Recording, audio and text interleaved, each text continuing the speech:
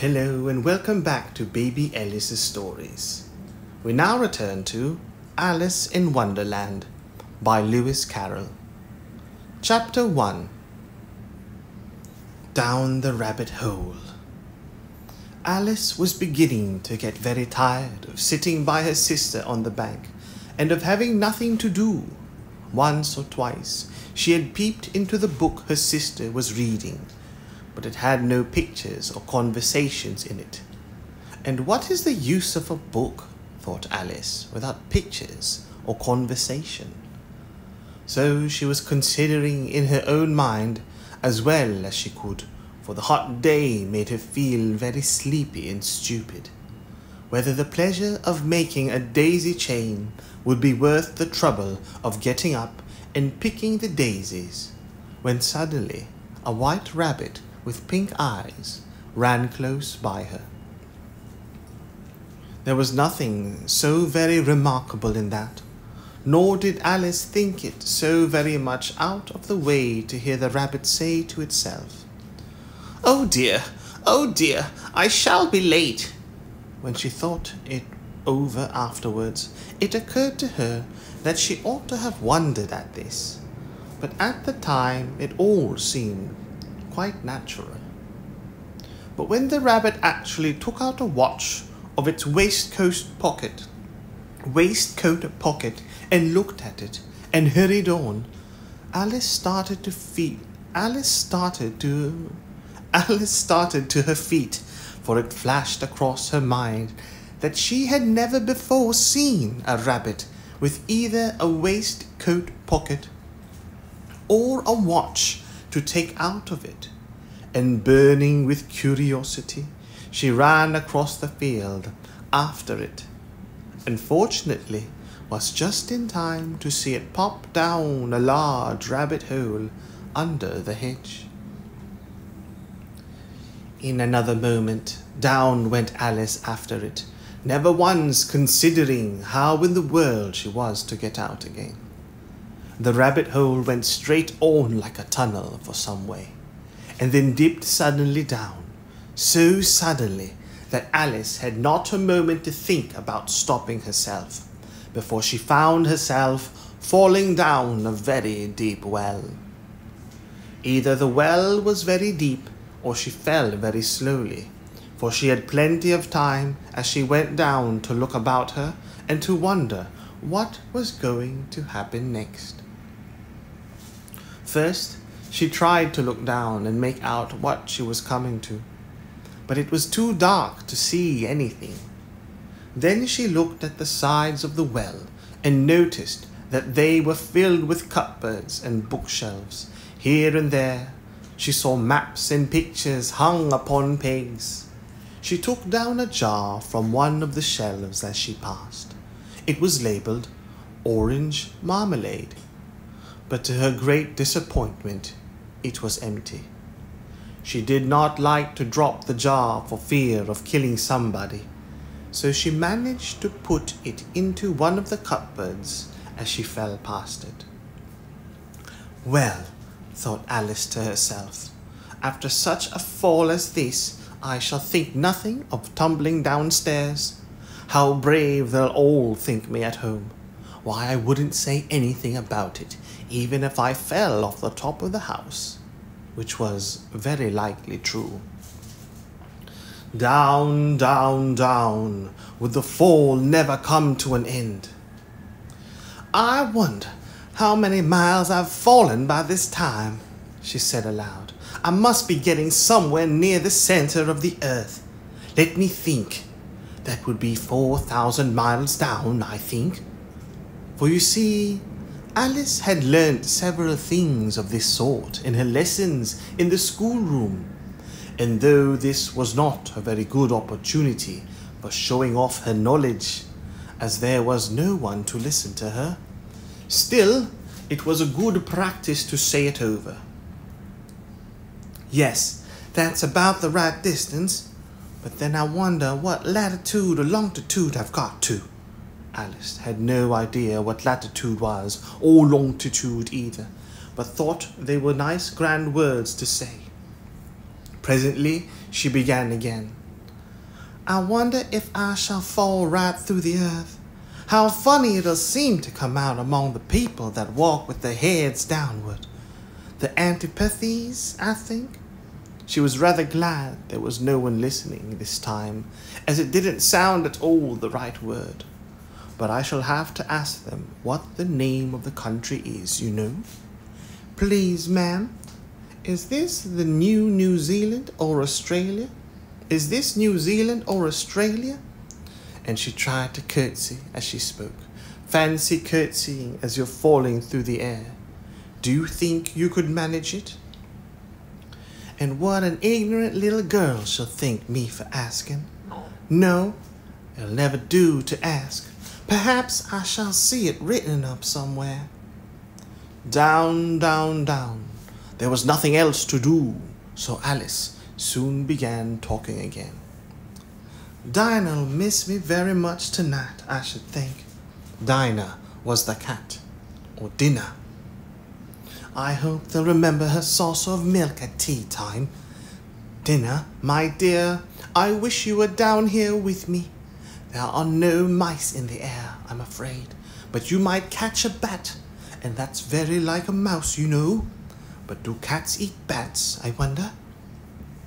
And here Alice began to get rather sleepy, and went on saying to herself in a dreamy sort of way, "Do cats eat bats? Do cats eat bats? And sometimes, do bats eat cats?" For you see, she couldn't answer either question. It didn't much matter which way she put it. She felt that she was dozing off, and had just begun to dream that she was walking hand in hand with Dinah, and saying to her very earnestly, "Now, Dinah, tell me the truth. Did you ever eat a bat?" When suddenly, thump, thump, down she came upon a heap of sticks and dry leaves, and the fall was over. Alice was not hurt a bit, and was not a bit hurt, and she jumped up onto her feet in a moment. She looked up, but it was all dark overhead. Before her was another long passage, and the white rabbit was still in sight, hurrying down it. There was not a moment to be lost. Away went Alice like the wind, and was just in time to hear it say, as it turned a corner, "Oh, my ears and whiskers, how late it's getting." She was close behind it when she turned the corner, but the rabbit was no longer to be seen. She found herself in a long, low hall, which was lit up by a row of lamps hanging from the roof. There were doors all round the hall, but they were all locked, and when Alice had been all the way down one side and up the other, trying every door, she walked sadly down the middle, wondering how she was ever to get out again. Suddenly, she came upon a little three-legged table, all made of solid glass. There was nothing on it except a tiny golden key, and Alice's first thought was that it might belong to one of the doors of the hall. But alas, either the locks were too large or the key was too small. But at any rate it would not open any of them. However, on the second time round, she came upon a low curtain she had not noticed before, and behind it was a little door about 15 inches high. She tried the little golden key in the lock, and to her great delight it fitted. Alice opened the door and found that it led into a small passage, not much larger than a rat hole. She knelt down and looked along the passage into the loveliest garden you ever saw.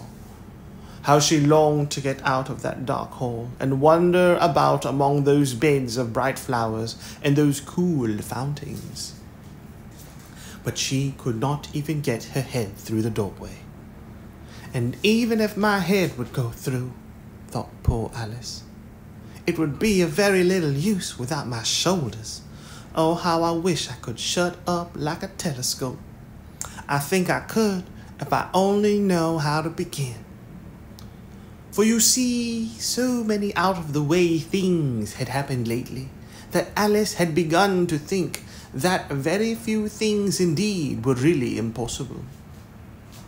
there seemed to be no use in waiting by the little door, so she went back to the table, half hoping she might find another key on it, or at any rate a book of rules for shutting people up like telescopes.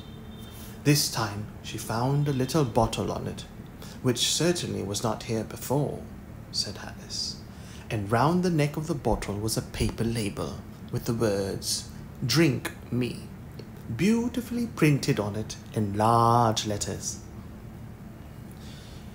It was all very well to say "drink me," but the wise little Alice was not going to do that in a hurry. "No, I'll look first," she said, "and see whether it's marked poison or not," for she had read several nice little histories about children who had got burnt and eaten up by wild beasts and other unpleasant things, all because they would not remember the simple rules their friends had taught them, such as that a red-hot poker will burn you if you hold it too long, and that if you cut your finger very deeply with a knife, it usually bleeds. And she had never forgotten that if you drink much from a bottle marked poison, it is almost certain to disagree with you sooner or later. However, this bottle was not marked poison, so Alice ventured to taste it, and finding it very nice, it had, in fact, a sort of mixed flavour of cherry tart, custard, pineapple, roast turkey, toffee, and hot buttered toast. She very soon finished it off. "What a curious feeling," said Alice. "I must be shutting up like a telescope." And so it was indeed. She was now only 10 inches high, and her face brightened up at the thought that she was now the right size for going through the little door into the lovely garden. First, however, she waited for a few minutes to see if she was going to shrink any further. She felt a little nervous about this, for it might end, you know, said Alice to herself, and my going out altogether like a candle. I wonder what I should be like then.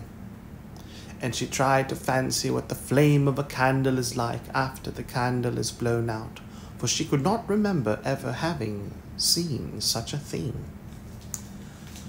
After a while, finding that nothing more happened, she decided on going into the garden at once. But alas, for poor Alice, when she got to the door, she found she had forgotten the little golden key. And when she went back to the table for it, she found she could not possibly reach it. She could see it quite plainly through the glass, and she tried her best to climb up one of the legs of the table, but it was too slippery. And when she had tired herself out with trying, the poor little thing sat down and cried. "Come, there's no use in crying like that," said Alice to herself rather sharply. "I advise you to leave off this minute." She generally gave herself very good advice, though she very seldom followed it, and sometimes she scolded herself so severely as to bring tears into her eyes. And once she remembered trying to box her own ears for having cheated herself in a game of croquet. She was playing against herself, for this curious child was very fond of pretending to be two people. "But it's no use now," thought poor Alice, "to pretend to be two people. Why, there's hardly enough of me left to make one respectable person." Soon her eye fell on a little glass box that was lying under the table.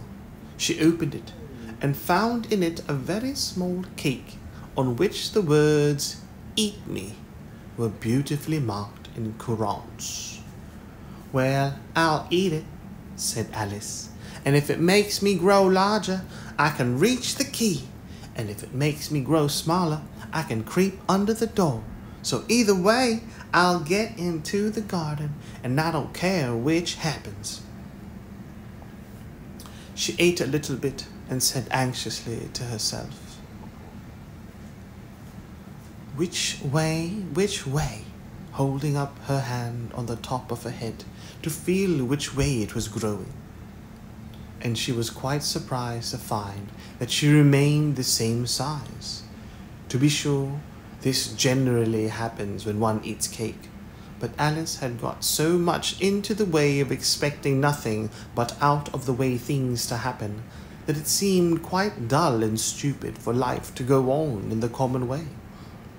So she set to work and very soon finished off the cake.